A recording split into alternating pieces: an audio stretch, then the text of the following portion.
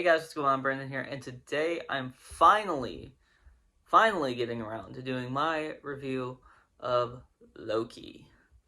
Loki is a new TV show on Disney Plus. There was only 6 episodes in the first season. There's going to be a season 2, but in season 1, it starts off where we were at one point in Avengers Endgame, um, where they go back in time to get the Tesseract, and there is Loki, and he gets the Tesseract and disappears. And then we see what happens to that Loki in that different universe after that point. And this is a very interesting premise. Um, and they do it masterfully, in my opinion.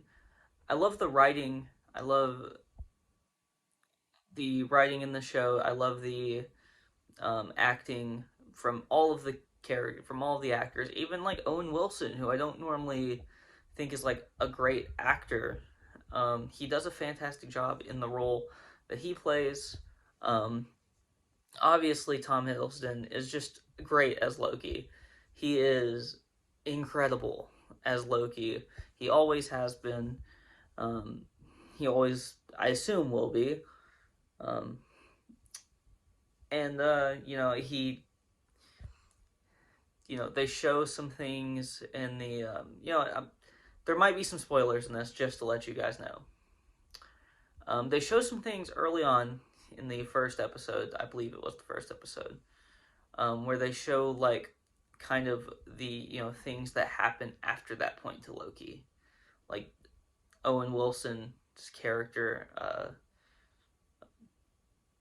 is like showing the after, like every like some certain things that happen after the point where he was supposed to stay and get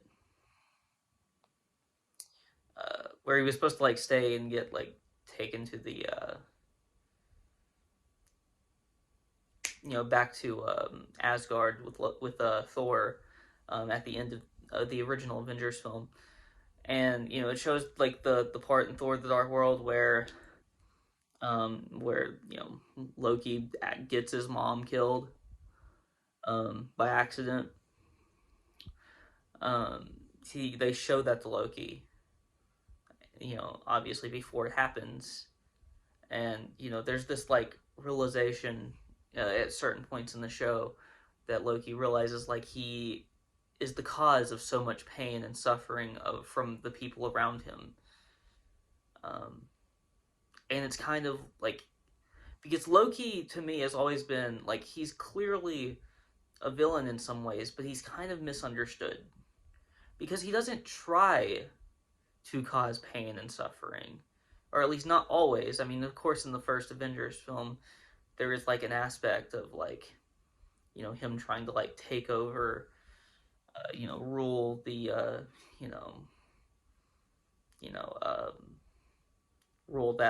rule like Earth basically. But like, he doesn't try to cause pain and suffering to the people that are close to him. He doesn't try to cause pain and suffering to like Odin or his mom, who I can't think of her name right now, or even Thor. It just happens. It just happens. He does cause those things, but he doesn't try to. It's not something he is actively pursuing.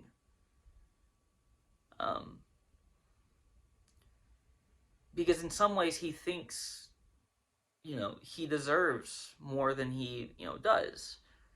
Um,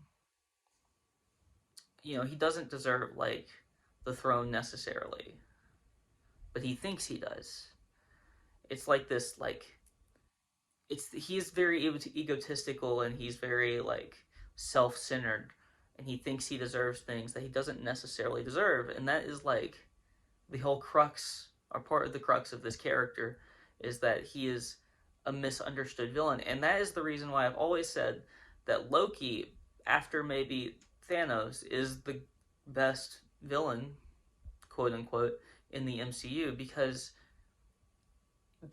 of that like that aspect of like misunderstanding, that aspect of like he's not trying to do bad things, the aspect of like he thinks he is um, the hero. He is the hero in his own story, kind of like Thanos.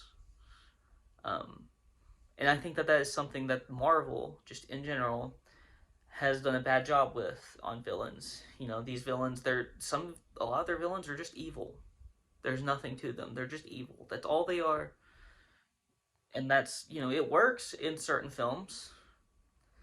It works in like um, certain like just to give an example, I guess it works in like um, the first Iron Man film. I mean, I guess that one has a little bit more depth to it, that villain does, but not than the average um, Marvel villain.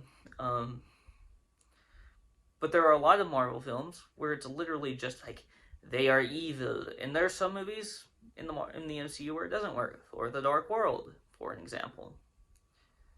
Um, I feel like they've done better in recent times with making their villain more like sympathetic, but that's I always like a good sympathetic villain, or at least sympathetic in some way that you can kind of understand where they're coming from.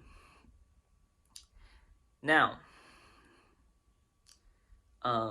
let's get to just the storyline in general. I love how this show flows. Like they don't overdo it. It has a definitive beginning and a definitive end, and it's not like they don't try to stretch it out. It's 6 episodes. They don't try to stretch this out, and they don't need to.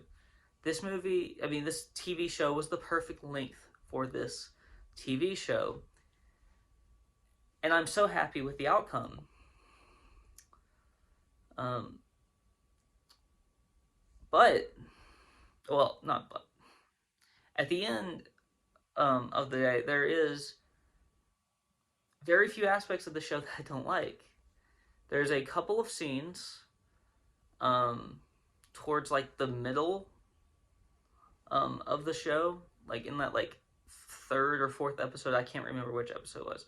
There are certain scenes that I wish would have been done a little differently, but that's about it. Like this show's really, really good, and even like in the last episode, there's like this question of like morality and like whether or not like doing like an immoral act is sometimes for the greater good.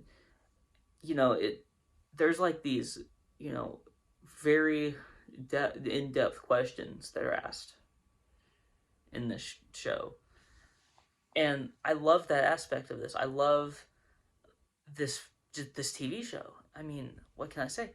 At the end of the day, I think I have to give this like a 9 out of 10. The acting is great, the writing is great, the storyline is great. There's just a couple of little things, that small little things in the middle of this, in the middle portion of the show, that I really kind of thought was eh. But that's about it. I love like everything else. Like I know I keep on talking about like the beginning of the show because I don't want to like spoil anything past a certain point, and that's the reason why I don't want to like say anything about like episode 3 or 4 or wherever it was, because I could talk a little bit about that, but I don't really want to. Just in case someone is still watching this that hasn't seen it, go watch it. Go watch it. Um, but in the first episode, when he first like gets caught, um, uh, you know, basically fucking up the timeline, fucking up the sacred timeline.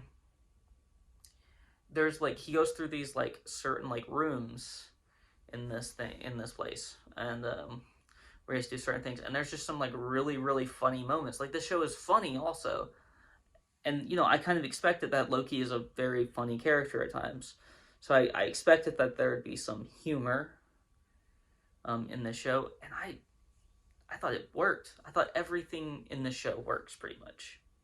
Even the stuff I didn't like, it probably works for most other people. It was just a couple of small things that that stuck with me specifically, um, and that's fine. So yeah, 9 out of 10. I love the show. I will watch it again soon. And if you like this video, because that's all I have to say. If you like this video, please like, comment, and subscribe. Please, please, and follow me on Twitter in the link in the description below. And I guess you can turn off post notifications. Thank you guys. I'll talk to you guys next time.